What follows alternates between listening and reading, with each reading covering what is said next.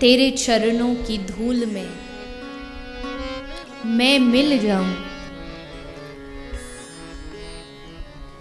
अब आस यही कहीं दूर न जाऊं। जब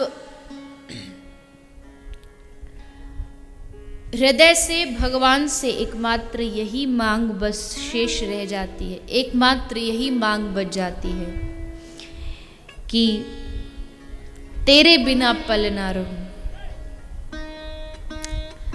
धरती पर रहूं, स्वर्ग में रहूं, नरक में रहूं, जहां रहूं, बस तुम्हारी याद और तुम्हारा स्मरण मेरे हृदय में, मेरे चित्त में बना रहे।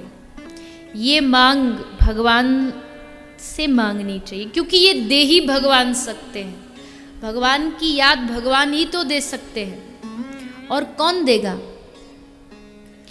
तो उनकी याद उन्हीं से मांगना एक भक्त का जीवन का लक्ष्य होता है। इसलिए कहता है, जैसे जल बिन मछली पल ना जिए, जैसे बिना जल के मछली नहीं जी पाती है, जरा सा उसको जल से आप दूर करो तो झटपटाने लगती है, उसी प्रकार मेरे जीवन में भी वो समय आए जब मैं आपके बिना जी ना सकूं।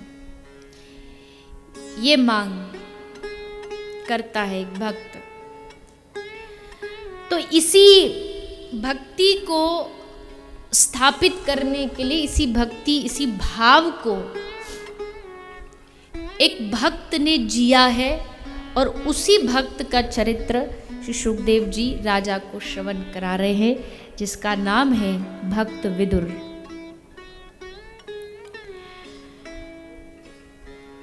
विदुर एक परम ज्ञानी है,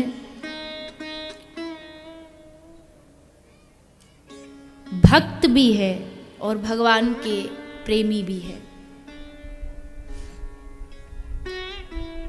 एक बार भगवान श्री कृष्ण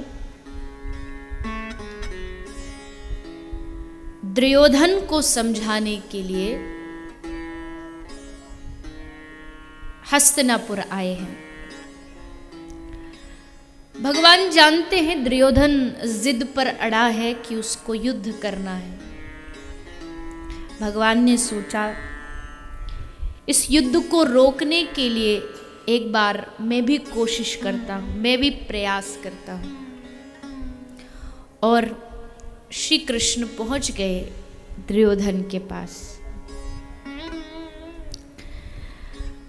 भगवान ने दुर्योधन को समझाने का प्रयास किया कि देख दुर्योधन, तू जानता है युद्ध होगा तो उसका परिणाम बहुत भयानक होने वाला है। मैं नहीं चाहता कि ये युद्ध हो, इसलिए तुझसे एक आखिरी निवेदन करने आया हूं, तुझसे एक आखिरी प्रार्थना करने आया हूं कि इस युद्ध को रोक दे। तुझे लगता है कि तुझे पांडवों को आधा राज्य नहीं देना, न्याय तो यही कहता है कि आधे राज्य के अधिकारी पांडव हैं और आधे के कौरव हैं। पर फिर भी अगर तुझे कहीं लगता है तो तू 5 पांडवों के लिए 5 गांव दे दे पूरे राज्य में से, पर ये युद्ध मत होने दे। लेकिन दुर्योधन लोभ में अंधा हो चुका था। उसके पास एक ही जिद थी कि अगर राज्य चाहिए तो युद्ध करो। श्री कृष्ण समझ गए कि अब दुर्योधन समझने वाला नहीं है और अब युद्ध होकर रहेगा। श्री कृष्ण अपना संदेश देकर के वापस जाने के लिए तैयार हुए तो दुर्योधन ने कहा, हे कृष्ण, कहाँ जाते हो? रुको, ठहरो, थोड़ा भोजन करते हुए जाओ। मैंने आपके लिए बड़ी सुंदर व्यवस्था की है। बहुत अच्छे भोजन बनाए हैं मैंने आपके लिए, बनवाए हैं आपके लिए। सुना है बचपन में खूब माखन चुराते थे तुम, लेकिन मैंने सोचा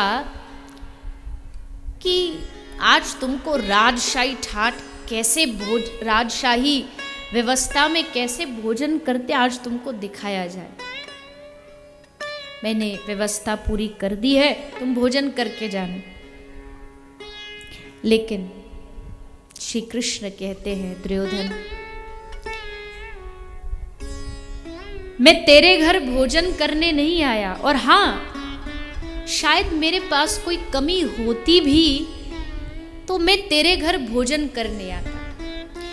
कोई व्यक्ति किसी के घर भोजन दो ही वजह से करता है, या तो अभाव से या प्रभाव से।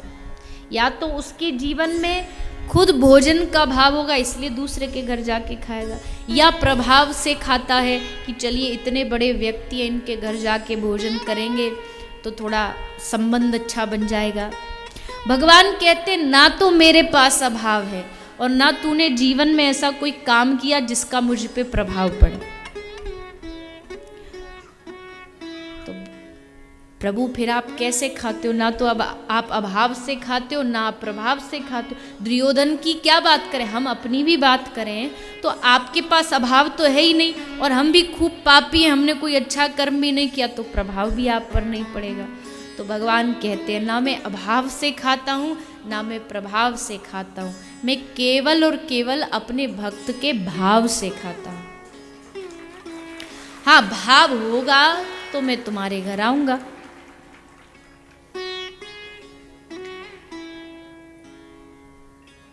भगवान कहते हैं कि आ तो जाऊंगा भाव से तुम्हारे घर, पर तुमको पता है कि नारायण भगवान क्षीर सागर में रहते, मतलब जल में रहते, सिंधु में रहते।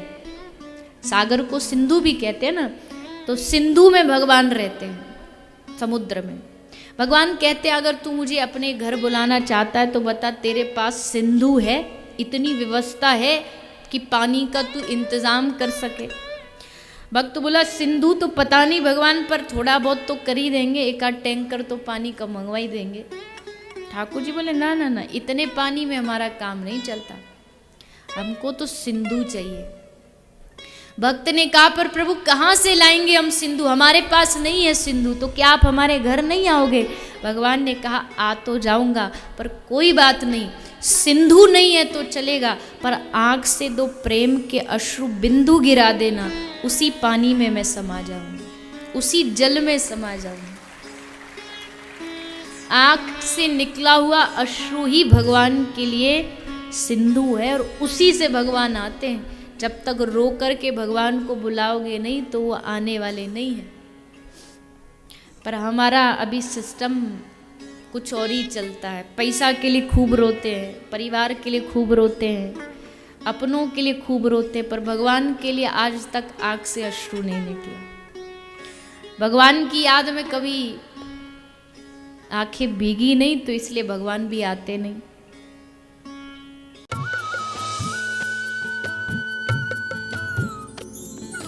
सर्वधर्म संगम, धर्म के सच्चे प्रहरी।